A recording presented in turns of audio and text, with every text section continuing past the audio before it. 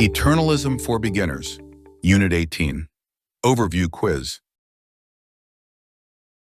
Welcome to our Unit 18 Overview Quiz, where you will deepen your understanding of the Gospel and the philosophy of eternalism. This short exercise includes 4 true or false questions with answers and brief explanations. Afterward, we'll tackle the Unit 18 assignment, applying 2- and 3-tier thinking tools to address the clash between pro-choice and pro-life advocates on the abortion issue, focusing on the rights of the mother versus those of the unborn baby. In this exercise, there are 4 true or false questions. Question number 1. In 3-tier thinking, the foundational context always involves tiers 1 and 2, while the derivative context involves tiers 2 and 3. Answer: true. Explanation: this division ensures clarity in distinguishing between what is foundational and what is relational or derivative. Question number 2. The phrase, "Thy will be done," always holds tier 1 primacy over my will in gospel principles. Answer: false. Explanation: my will holds tier 1 foundational status as an acknowledgement of agency and autonomy, while thy will holds tier 2 relational and derivative status in 3-tier thinking. Question number 3. In 3-tier thinking, the analyzing, prioritizing, and contextualizing of primacy issues exemplify Benjamin Bloom's taxonomy of higher-level thinking skills. Answer: true. Explanation: 3-tier thinking aligns with Bloom's higher-order skills, analysis, evaluation, and creation by analyzing, prioritizing, and contextualizing complex issues. Question number 4. 2- and 3-tier thinking, as philosophical tools, may help us understand scriptural passages, but they offer little value in addressing real-world political issues or practical problems. Answer: false. Explanation: 2- and 3-tier thinking tools effectively address both scriptural and real-world issues by providing a framework for analyzing, prioritizing, and contextualizing complex issues, such as the abortion debate. Let's move on to our Unit 18 assignment, designed to showcase the power of 2- and 3-tier thinking as higher-order tools. The task was to apply these tools to analyze, prioritize, and contextualize the strengths and weaknesses of pro-choice and pro-life advocates regarding the rights of the mother and the unborn baby. To start, we'll map out the key arguments on both sides of the abortion debate, pro-choice and pro-life. Let's dive into that now. At the heart of this debate lies the Temple of Truth. Moving away from it on the left are the pro-choice advocates, divided into 2 groups: the more radical absolutists, who lobby for zero restrictions, and the more moderate pragmatists, who are willing to compromise. On the right, also moving away from the Temple of Truth, are the pro-life advocates, similarly divided into absolutists, who lobby for zero abortions, and the more moderate pragmatists, who are also willing to compromise. This clash creates a standoff between the mother's rights and the unborn baby's rights, escalating into a face-off between pro-choice and pro-life advocates. On the pro-choice, my body, my choice side of the issue, we have the absolutists, those who uphold the mother's autonomy and right to life as non-negotiable absolutes, and the more moderate pragmatists, who also prioritize the mother's rights but allow for limitations or restrictions. On the pro-life, choose life side of the issue, we also have the absolutists, those who view the baby's autonomy and right to life as non-negotiable absolutes, and the more moderate pragmatists, who also prioritize the baby's rights, but allow exceptions for the mother's health, rape, or incest. In this illustration, both pro-choice and pro-life advocates are depicted moving away from the Temple of Truth, highlighting a critical flaw. Neither side fully understands the nature of rights, their foundational, derivative, and contextual aspects. Instead, by treating rights as non-contextual absolutes, They create irreconcilable conflicts, allowing both the mother and the baby to assert absolutist claims over the other. This misunderstanding not only distorts the concept of rights, but also makes them incoherent and unsustainable. The key takeaway from this clash between the mother's right to choose and the unborn baby's right to life is simple yet profound. Whenever rights conflict, it reveals a misunderstanding of their contextual nature. This insight is essential to resolving the debate. Let's turn to the next slide to examine this concept further. In addressing the controversial question of abortion, specifically which has primacy, the mother or the unborn baby, do we eternalists align with a pro-life stance, a pro-choice stance, or something else? Using our 2- and 3-tier thinking tools, we fall firmly on the something else side, because pro-life and pro-choice advocates both get it wrong, each at different times and for different reasons. Clearly, the mother holds foundational Tier 1 status over the unborn baby, who has derivative Tier 2 status, as the baby depends on the mother for life, not the other way around. At this stage, pro-choice advocates get it right, but as we'll see, they stumble later. Pro-life advocates, on the other hand, get it wrong here, and surprisingly also get it wrong later. This will all become clearer as we continue through our 2- and 3-tier analysis.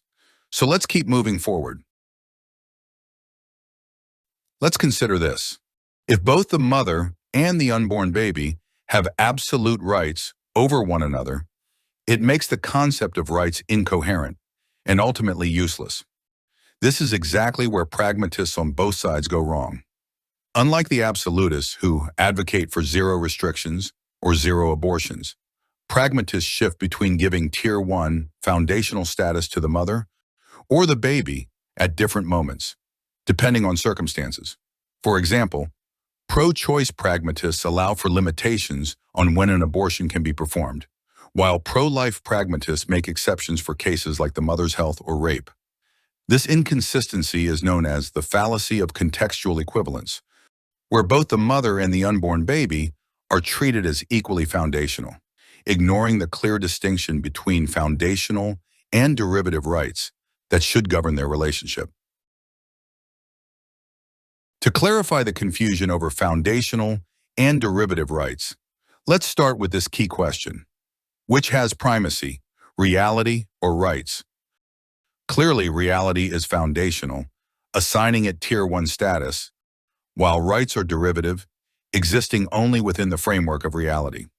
Moreover, it's crucial to recognize that reality is the only non-contextual absolute. It simply is. Everything else, including God, man, and rights, is contextual, serving as foundational in one context and derivative in another. The failure to understand the contextual, foundational, and derivative nature of rights has created much of the confusion in this debate. Once these principles are understood, governing the relationship between the mother and the unborn baby becomes both principled and straightforward. These insights allow us to return to our original question and reiterate the fact that the mother's autonomy is foundational. The unborn baby's rights are derivative. And so we see that the mother's primacy reflects the contextual nature of rights, which can be foundational in one context and derivative in another. These insights bring us back to our core position, wherein the mother's autonomy is foundational. The unborn baby's rights are derivative. This highlights that the mother's primacy reflects the contextual nature of rights, which can be foundational in one context and derivative in another. This understanding sets the stage for 3-tier thinking, where these foundational and derivative contexts are organized hierarchically. We begin then with the first context wherein the mother's autonomy and well-being are foundational, thereby assigning Tier 1 status to the mother and Tier 2 status to the unborn baby. We then move to the second context, wherein the mother's relational responsibility to the unborn baby, with its derivative tiers 2 and 3 status, comes to the forefront. Notice the pivotal role of the unborn baby's Tier 2 status, which serves as the transition point between the foundational and derivative contexts of rights and responsibilities. And then there is this equally important final point, and that is that allowing abortions for the mother's health, rape, or incest is not a pragmatic compromise, but a principled decision rooted in the mother's Tier 1 status within the foundational and derivative contexts of reality and rights.